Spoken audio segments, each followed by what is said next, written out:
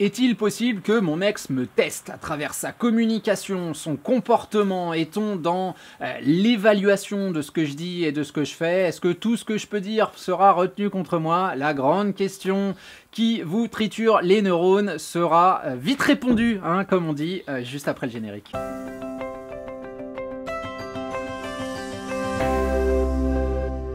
Salut à vous, c'est Jean-Baptiste de jbmarcy.com, ravi de vous retrouver comme tous les jeudis pour une vidéo autour de votre reconquête amoureuse. Cette semaine, une question qui revient de manière extrêmement récurrente, c'est souvent le cas, hein, on se cache pas, et le thème donc du jour, c'est de savoir si mon ex me teste. Hein. Y a-t-il un comportement post-rupture de la part de la personne que j'ai face à moi qui le placerait dans une position d'inspecteur, d'inspectrice en train d'évaluer chacun de mes mouvements, chacune de mes paroles pour savoir si on peut créer quelque chose ensemble, si la dynamique mise en place va correspondre à la potentialité d'une remise en couple. Hein, on se doute, surtout à notre époque où les visions très à la fois manichéennes et puis très poussées dans l'idée de catégoriser les gens sont extrêmement présentes. On se doute que ces idées-là reviennent absolument sans cesse avec très souvent des conclusions qui sont que effectivement l'amour est un enjeu de pouvoir, que mon ex, parce qu'il ou elle est mon ex, est comme si, fait ceci, fait cela. Hein, on a ces tendances intellectuelles clairement marquées aujourd'hui. Et les vidéos proposées sur cette chaîne, notamment celle du jour, veut un petit peu mettre un coup de pied dans la fourmilière parce que je pense clairement qu'il n'y a pas d'idée reçue qui soit à 100% vraie, et celle-ci, celle du jour, l'idée du test, pousserait à une image qui est absolument infâme de la personne que vous avez face à vous, qui serait finalement de la manipulation absolue, qui serait une acceptation du fait que la sentimentalité, l'énergie, l'amour, qu'il y en ait ou qu'il n'y en ait pas d'ailleurs, mais tout ça passe complètement au second plan, au profit d'une correspondance, au profit d'un test, au profit d'une espèce de professionnalisation du rapport amoureux. Dit comme ça, on comprend que c'est relativement peu crédible, si vous voulez. Pour autant, pour répondre à la question, peut-être à votre plus grande surprise, j'ai envie de répondre oui et non. Quelque part, votre ex, oui, il y a une forme de test, pas celle donc que je viens de décrire, et puis non, parce que là c'est ce que je viens de décrire par contre,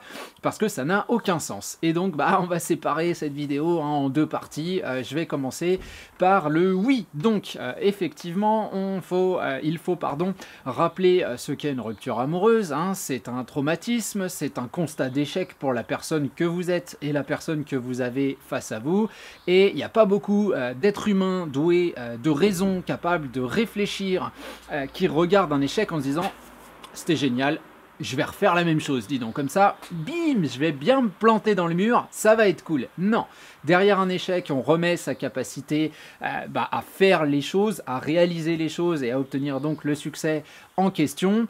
Et puis, on a quand même cette tendance superhumaine à remettre également en question les conditions de la réalisation et les personnes liées à cette réalisation. Bingo, c'est vous, vous l'avez compris. Dans une rupture amoureuse et dans une relation amoureuse, faut être deux, donc si on a merdé, il y a sans doute une petite part de responsabilité qui doit m'être attribuée, et il y en a sans doute une au moins aussi importante, voire beaucoup plus importante, qui doit être attribuée à toi, puisque je ne ressens plus cet amour. C'est bien que tu as fait quelque chose qui, ou moi j'ai fait quelque chose qui, mais on a plutôt tendance, avec le doigt accusateur, à formuler un tu, puisque ça nous permet de relativiser un petit peu notre propre culpabilité. Donc on a cette idée que après la rupture amoureuse, il y a un lot d'attentes qui sont présents chez votre ex, qui sont tout à fait normales, entendues, humaines. La première de ces attentes, c'est que vous reveniez avec de gros sabots qui soient faits de coercition intellectuelle, de volonté de le ou de la convaincre, des preuves du fait qu'on pourrait trouver des solutions, que vous l'aimez encore, du manque de pertinence de sa décision. Enfin, je veux dire, très clairement, on le fait tous,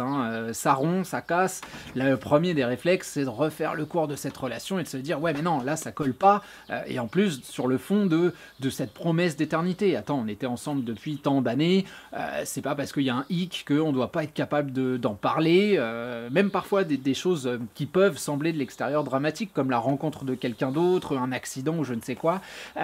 Nous on se dit à l'intérieur du couple qu'on va pouvoir trouver des solutions, et puis que si on n'y arrive pas à travers le dialogue, la communication, ce qui est quand même dommage, puisque c'est le fondement de tout relationnel, hein, la communication, et on va faire appel à des potentiels professionnels. Et très souvent dans les ruptures amoureuses dans lesquelles j'allais dire le bonheur d'opérer, en tout cas l'opportunité de venir mettre mon nez, y a quand même cette idée que oui, à un moment donné, on s'est dit que des ressources extérieures pouvaient nous aider à, et je trouve ça très humble, très, très, très intéressant, même très intelligent, mais il faut comprendre que la personne face à nous n'en a pas nécessairement envie. Donc effectivement, il y a une espèce de forme de test, dans le sens où il y a ces attentes-là, et si vous menez votre reconquête amoureuse de la façon dont j'essaye de vous le conseiller et de vous le décrire, forcément il y a un contraste avec cette idée-là, puisque nous, vous le savez, hein, on va pas du tout être fait de contraintes intellectuelles, de volonté de convaincre, de démonstration. Nous, on va plutôt être dans l'acquisition, la création d'un nouveau naturel, de simplicité, de légèreté, de sourire, tout ce que je répète dans absolument toutes mes vidéos. Donc forcément, il y a un moment où la personne face à vous va se demander what quoi, pourquoi, comment, qu'est-ce que ça veut dire, est-ce que vous manipulez, est-ce que c'est vrai, et tout ça, on comprend que pour créer cette crédibilité, hein, pour crédibiliser tout le système, on va avoir besoin de linéarité. Mais pendant la linéarité, oui, la personne que vous avez face à vous peut créer des situations où vos réactions vont être analyser. Alors, quand je dis analyser, voyez pas votre ex avec la petite paire de lunettes qui tombe sur le nez, la cravache si vous répondez mal, et puis le petit cahier où on met, je sais pas, des points, des gommettes, hein, si vous avez juste. Hein, je pense vraiment pas que ça se passe comme ça.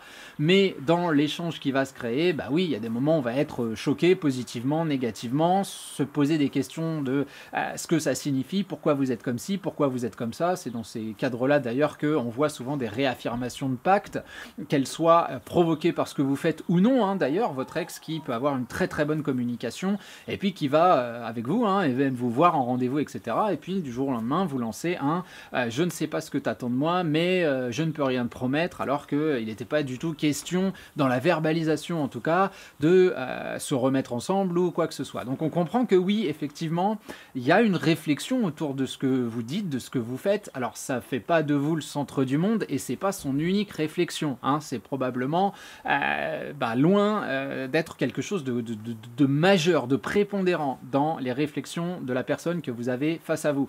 Maintenant, c'est un être humain, la capacité qui transcende l'être humain, en tout cas qui le spécialise vis-à-vis des animaux, c'est quand même cette tendance à pouvoir réfléchir sur lui-même et ce qui lui arrive. En tout cas, c'est ce que scientifiquement on avance. Maintenant, je sais pas, j'ai jamais été castor, ou sinon je m'en rappelle plus dans une vie antérieure, mais sachant cela, oui, vous avez un individu face à vous qui a vécu une situation d'échec, peut-être, quand je dis probablement un conflit, entendez pas encore une fois, des coups de pelle dans la tronche, hein, j'entends deux positionnements intellectuels qui sont antinomiques, donc forcément l'avancée de différents, d'un dialogue qui pique un petit peu, l'avancée d'arguments qui soient contre les vôtres, contradictoires, donc cette situation-là crée rien de super positif, hein, on est bien d'accord, hein, ça s'appelle une dispute, un conflit quand même, donc que dans tout ça, au fur et à mesure de l'avancée, votre ex se pose des questions, ça s'appelle l'intelligence, hein, au final, ça s'appelle l'adaptation à son environnement, et c'est comme ça qu'est définie l'intelligence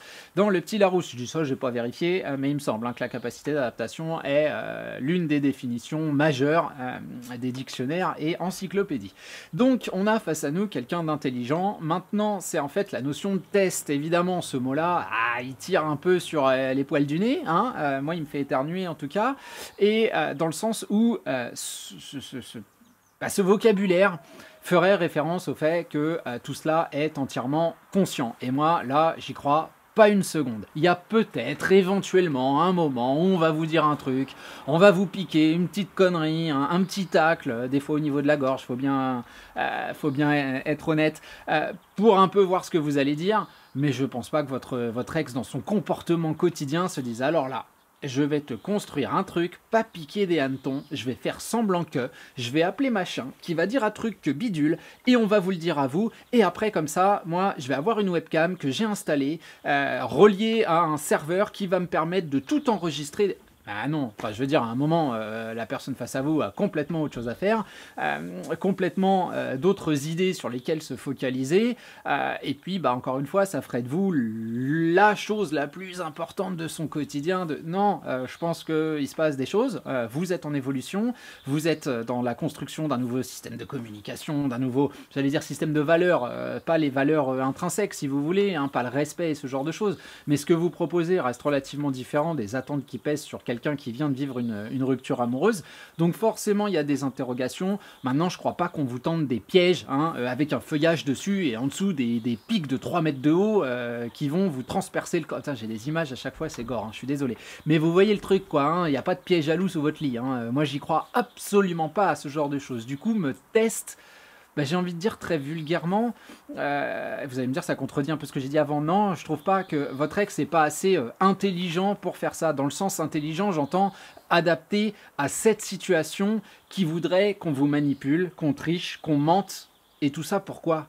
Pourquoi? Pour vous faire du mal, parce que la correspondance à ce que je suis, à ce que j'apprécie, au mouvement que je crée, personnellement, comme tout être humain, je pense, je vais l'estimer au contact de l'autre personne, dans ce qui va se passer au quotidien. Je sais pas, c'est quand je rencontre des gens et que je fais des choses avec, et que je discute avec eux, et que je les vois sous différents jours, quand ça va bien, quand ça va mal, que j'estime si on est, entre guillemets, compatible ou pas, ou que je veux donner une chance à ce relationnel-là, ou pas. Enfin, très clairement, c'est comme ça qu'on construit un relationnel. C'est pas juste, alors lui, je l'ai aimé, donc potentiellement, ou elle, hein, je peux l'aimer, mais là, je vais lui faire une grille de mots croisés, et puis s'il a une faute, allez, schlack, c'est la guillotine, quoi.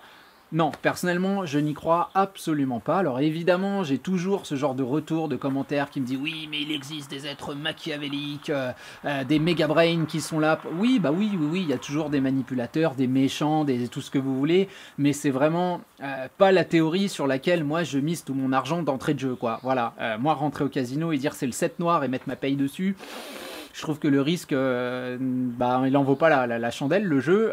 Et puis, ça me paraît relativement peu cohérent parce que ce genre d'idée signifie que votre ex, finalement, n'est même pas capable d'amour, que tout ce que vous avez vécu est faux. Et je suis pas sûr que vous seriez en train de regarder cette vidéo si c'était le cas. Enfin, je veux dire, à un moment, si on s'était juste moqué de vous depuis le début... Quelle serait l'utilité de mener une reconquête amoureuse? Enfin, je veux dire, voilà, à moins que vous soyez complètement maso, mais j'en suis pas certain et je pense pas que ça corresponde avec les idées qui sont défendues sur cette chaîne. En tout cas, très clairement, moi je pense qu'il y a une espèce de possibilité de vous tester, moi je préfère appeler ça de l'analyse de vos réactions, de ce que vous pouvez faire à l'instant T. Enfin, je veux dire, en même temps, c'est super normal. Vous imaginez, vous passez un rendez-vous, super, tout se passe bien, c'est agréable, et puis tout à coup, vous fondez en larmes en disant « Ah, c'est trop beau ce qui se passe entre nous, pouvoir recommuniquer comme ça, je trouve ça magnifique, j'ai mon cœur qui bat la chamade. » Bien évidemment que la personne qui va être à côté de vous va sentir de la pression, va pas savoir comment réagir, va se dire « Ah, ok, oui, d'accord, écoute, moi je vais rentrer, hein, parce que j'ai oublié mon yaourt sur la table, et il va pourrir. » Voilà, on va se trouver une excuse, hein, j'ai un poulet dans le four, parce qu'on veut pas affronter tout ça. Et est-ce qu'on était en train de vous tester? Non, on était en train de passer du temps avec vous, et effectivement, votre comportement, là, dans cet exemple complètement ubuesque, est totalement inadapté à la situation, donc on se bat en courant. Et derrière, oui, d'aucuns diraient « Ouais, mais il aurait pu faire un effort de te comprendre. » Oui, il aurait pu, mais on vit une rupture amoureuse, et du coup, on n'est plus dans « il aurait pu », on est dans « il fait comme il le sent, à l'instant où il le sent ». Et c'est injuste? Oui, les relations humaines sont totalement injustes. Par contre, c'est pas parce que l'injustice est réelle que nous, on doit s'enfermer dans cette logique de domination, de test, de piège, de manipulation que j'entends absolument tous les jours et qui, pour être très honnête, me révulse totalement. Pour moi, l'amour, c'est un partage. Pour moi, l'amour, c'est une dynamique, c'est une force, c'est une énergie. Enfin, vous voyez que on n'est pas dans le champ lexical complètement opposé.